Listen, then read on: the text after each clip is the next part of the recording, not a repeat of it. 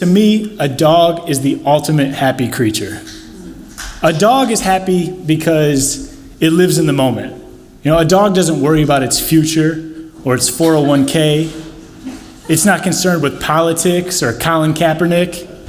It might be worried about Michael Vick, but that's like for different reasons. I wish sometimes that I could live my life like a dog, happy in the moment. But my life is more like that of a guinea pig. I am a human science experiment on my own life, where I'm constantly testing myself to see what can I do to find happiness in the future. Because now is terrible, of course. I don't have to tell you people. But I'm always looking for that thing. What can I do? What can I do next to make myself better? What can I find? What can I do? And I told a friend of mine about this strategy of mine, this lifestyle. And there's actually a name for it. It's called the continuous improvement model. And I told my friend about this, and he said, Kevin, that is a fantastic philosophy if you want to be miserable for the rest of your life. And it's true. I think anyone who knows me would say, this guy is not a happy person. What do I have to be happy about? I don't make good decisions. You see my hair. But this is still the way I live, and I try things. When I see something that could improve me, I try it. For example, I don't drink ever. I never drink until one day I read, if you drink wine, it's healthy for your heart. So boom, I'm a wino now. I'm buying, I didn't like the first wine, more wine. It can't be the wine's problem, there's gotta be different wines. If you go to my apartment right now, I have like 15 bottles of wine with only one glass poured out of them. I look like an out-of-business bartender. The other thing I read once that if you eat blueberries, they're full of antioxidants and it will make you smarter. Blueberries are my thing now. I'm eating blueberries, I'm gonna be the smartest man alive. I'm eating so many blueberries, I look like that chick from Willy Wonka. The only thing that I won't do is I will not do drugs. I did drugs once. For a reason. I had read that if you were to smoke marijuana, it helps reduce inflammation, it can help you sleep better, and it helps reduce the risk of diabetes. Now, I don't know if I have any of those problems, but it would be even better if I never did. So I'm gonna do drugs, I decided it. I did it in Oregon where it's legal. I say that because I know Officer Thurman is somewhere in here. That dude. You're not as cool as you act. I don't trust you. I was in Oregon and I decided it's time to do drugs. So I go to the drugstore, I walk in, they're like, yeah, this guy knows drugs, look at him. So I'm like, yeah, some drugs, please. And there was a lot more follow-up questions than I anticipated.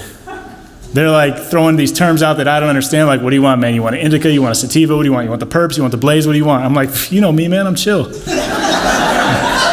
Cool, bro, just drugs is fine. I gotta seem smart, you know? This guy doesn't know how many blueberries I've been eating. So I get the drugs, I get the joint, I ask no follow-up questions. One important question might have been, how much of this should I smoke? Have you guys heard this story or something? You know where it's going? So it's time now to do the drugs. I don't know where to do the drugs. I'm just staying in a hotel. So it's like, all right, drugs must be done in secret. I find a bridge. I'm doing the drugs under the bridge. I'm just smoking under there like a troll with an addiction. I smoke a few puffs. I feel nothing. I'm impervious to drugs. I'll do more drugs. I smoke half the joint. Nothing. My tolerance is incredible. So now drugs didn't work for me. I smoked half the joint. Nothing. I mean, I can't let it go to waste. There's starving kids in Africa who would want to get high. So, and plus my mom had always taught me, clear your plate. Clear your plate. I never asked her if it applied to drugs. I assumed yes. Boom, drugs gone. I did them all. Now I'm walking back to the hotel, feeling nothing, walking back. All of a sudden I realize man, I can't feel my legs. And then I realized, oh shit, I just said that out loud. And then a guy next to me goes, said what out loud? And I'm like, oh! How long has he been here? Did he do the drugs with me? And now I'm afraid, so I cross the street.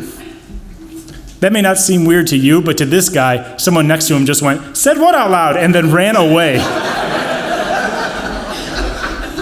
Now I'm back at the hotel and I am way too high. I've never been high, but it is scary. It's too high, I am freaking out. I'm texting friends who are back in Illinois my room number. I'm like, yeah, this is where I'm at. If I don't text in an hour, send the cops in. I decided I shouldn't be in this room alone. I could overdose on marijuana. It's a real possibility. So I go down to the lobby and sit directly across from the one lobby attendant. She's like, can I help you? I said, I just don't want to be alone. She's like, we don't offer that service here. Back to the hotel room. I'm freaking out. I'm looking at myself in a mirror. I am a wreck. I don't know how many brain cells I've destroyed. I'm sitting here calculating how many blueberries am I have to eat. And you might think a story like this is a sign that, Kevin, your philosophy is wrong. Stop chasing a better you and just be happy with who you are. But no, this didn't teach me anything. And here's why. Because that friend who told me that I was miserable in the moment, I had better advice from a different friend. And this came when I was 23. I had been my whole life working to be a basketball player. All I ever did was basketball, basketball, basketball, basketball. And when I was 23, I'd had a few shots with minor league teams, played a little overseas, but ultimately my career was over. I wasn't good enough at 23. That was it for my dream of basketball. And I told a friend of mine this. I was like, man, I'm 23 and my dreams are already dead. And he said, that won't happen to me, Kevin, because my dreams don't die. They evolve with me. And I thought, that's a great philosophy. And that's why I realized I'm not miserable in the moment, because happiness isn't in the moment to me. To me, happiness is the pursuit. Thank you.